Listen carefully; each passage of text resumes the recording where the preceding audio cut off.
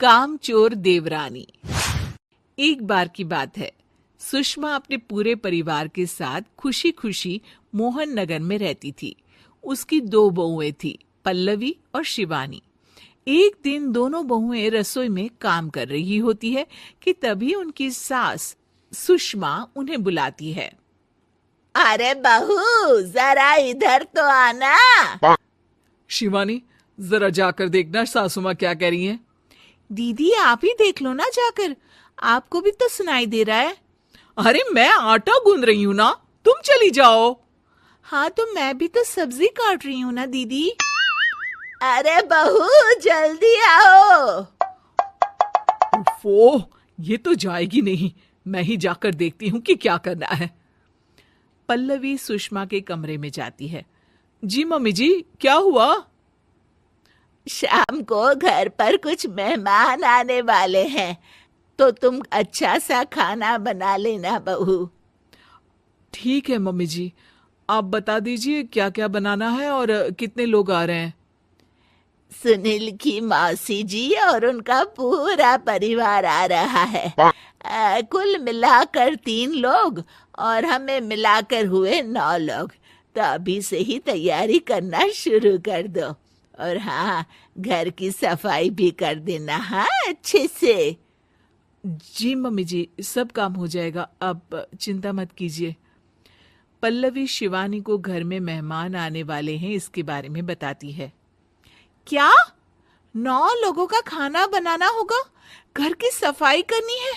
बाप रे, सासू माँ ने तो हमें घर की नौकरानी ही समझ कर रखा है। ऐसा नहीं बोलते शिवानी, हम इस घर की बहू हैं और घर के काम करना हमारा फर्ज है। दीदी तो है ही सासू माँ की चमची, जब देखो सासू माँ सासू माँ। मैं तो इतना सारा काम नहीं करने वाली।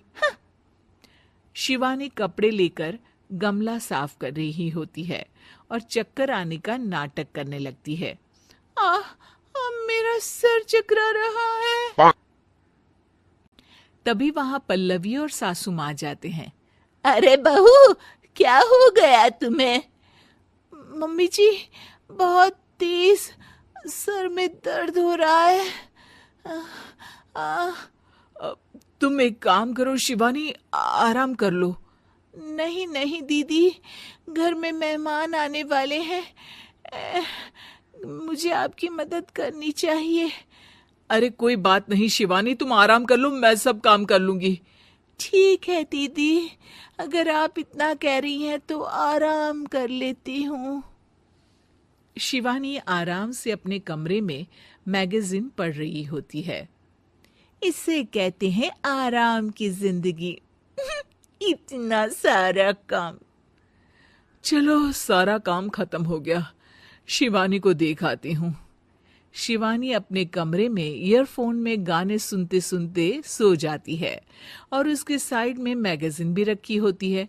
पल्लवी वहां आ जाती है और वो सब देखती है। ओहो, तो मतलब सब काम चोरी का बहाना था। अभी बताती हूँ इसको। घर का सारा काम मुझे करना पड़ा और ये महारानी यहाँ मैगजीन पढ़ रही है, गाने सुन रही है। पल्लवी रसोई से एक प्लेट और चम्मच लेकर आती है और शिवानी को थाली बजाकर उठाने लगती है। शिवानी अचानक से उठती है। उठ गई महारानी, गाने भी सुन लिए, मैगजीन भी पढ़ ली। तुम तो बहुत बड़ी झूठी निकली शिवानी। तुमने सर दर्द का बहाना बनाया ताकि काम करने से बच सको। हाँ बनाया बहाना, तो क्या करती, इतने सारे काम करती। मुझे कोई शौक नहीं है चापलूसी का। क्या चापलूसी? तुम्हें लगता है कि मैं सारे काम चापलूसी के लिए कर रही हूँ? और नहीं तो क्या। तभी वहां सासू माँ आ जाती हैं। अरे बहू, वो लोग बस आने ही वाले हैं, तुम तैयारियां कर लो। जी सासू माँ, तुझे तो मैं बाद में देखती हूँ। सब खाना खाने बैठते हैं और खाना शुरू करते हैं। तभी सुनील की मौसी बोलती है। वाह भाई वाह, खाना तो बहुत ही अच्छा बना है सुषमा जी, एक एक चीज में क्या स्वाद है। ये सुनकर शिवानी मुंह बना लेती है। उसे अपनी जेठानी की इतनी तारीफ रास नहीं आती। आपकी बहुएं तो बहुत ही अच्छा खाना बनाती हैं। हाँ, बनाती तो दोनों ही अच्छा है, पर आज ना ये सारा खाना बड़ी बहू ने बनाया है। छोटी बहू की तबीयत ठीक नहीं थी, सो इसलिए। मानना पड़ेगा सुषमा जी, आपकी बड़ी बहू तो बहुत ही गुणवान है। पल्लवी की तारीफ सुनकर शिवानी को जलन होती है। पल्लवी ये सुनकर खुश हो जाती है और शिवानी की तरफ देखकर उसे चिढ़ाती है। कुछ देर बाद मेहमानों के जाने का वक्त हो जाता है। मौसी जी सबके लिए उपहार लाई होती है। वो सबको शगुन के पैसे देती हैं और अंत में पल्लवी के पास आती है। तुम्हारे लिए शगुन का लिफाफा तो है ही, पर बहू तुम्हें एक और उपहार भी मिलेगा इतना अच्छा खाना बनाने के लिए। मौसी अपने सोने के कंगन निकालकर पल्लवी को पहना देती है। ये लो, ये मेरे मनपसंद कंगन है, अब से ये तुम्हारे हुए। धन्यवाद मौसी जी। ये देखकर शिवानी तो पूरी तरह से जल जाती है और गुस्से से रसोई में चली जाती है। तभी वहां पल्लवी आ जाती है और उसे अपने कंगन दिखाने लगती है। देवरानी जी, अब आपका सर दर्द ठीक तो है ना?